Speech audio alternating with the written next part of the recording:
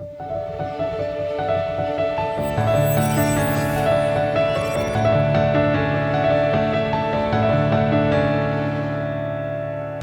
games, we use ray intersection tests for picking objects in level editors or detecting projectile collisions.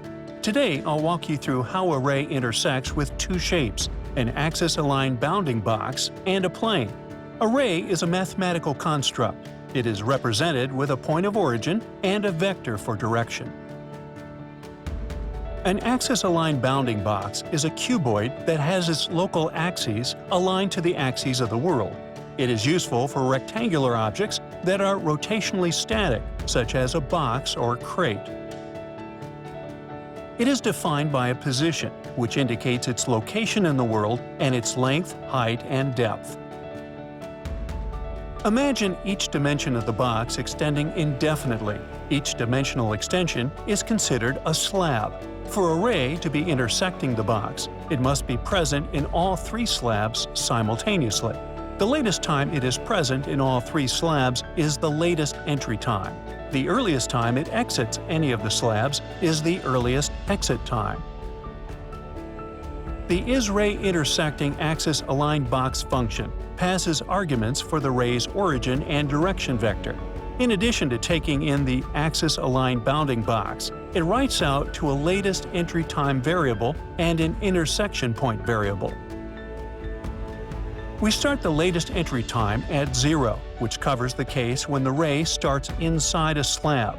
The earliest exit time is set to FLT max, a notional maximum for when the ray never hits the box.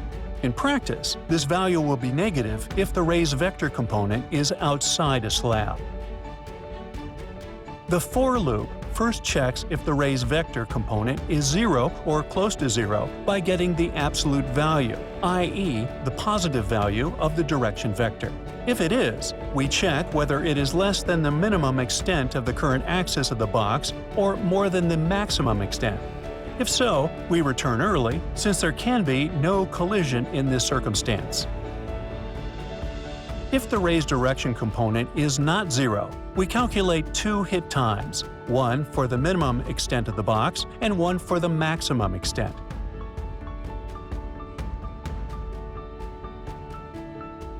In this section, we are essentially dividing the distance of the ray from the extent by the length of the direction. We multiply by the reciprocal instead, an equivalent operation, because one division and two multiplications are computationally cheaper than two divisions.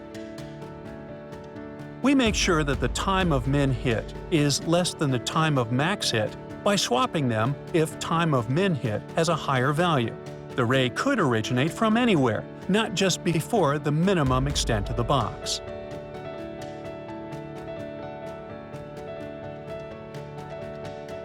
We then set the latest entry time to whatever has the higher value, itself or the time of min extent hit. Remember that the true time of entry of the ray into the box is when it is first present in all three slabs simultaneously. We then set the earliest exit time to whichever is smallest, itself or the time of max extent hit, remembering that the earliest exit time is the first time the ray exits any of the three slabs. If the latest entry time into any of the three slabs is later than the earliest exit time out of any of the three slabs, the ray can't be intersecting the box, so we return false.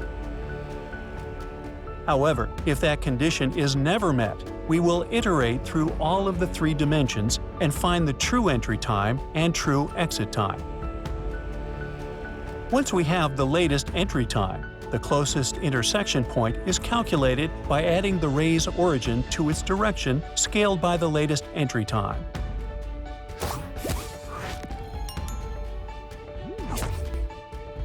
Now that we've seen how a ray intersects a box, let's see how it intersects a plane.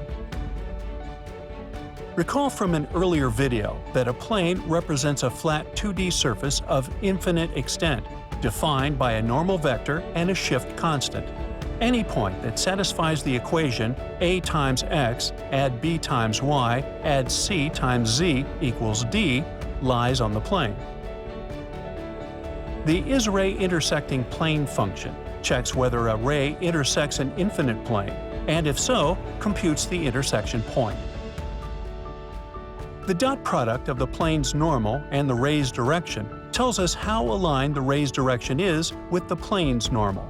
If this value is close to 0, the ray is almost parallel or parallel to the plane, and no intersection is possible.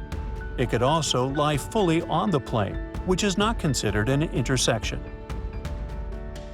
We compute a vector from the ray's origin to a known point on the plane.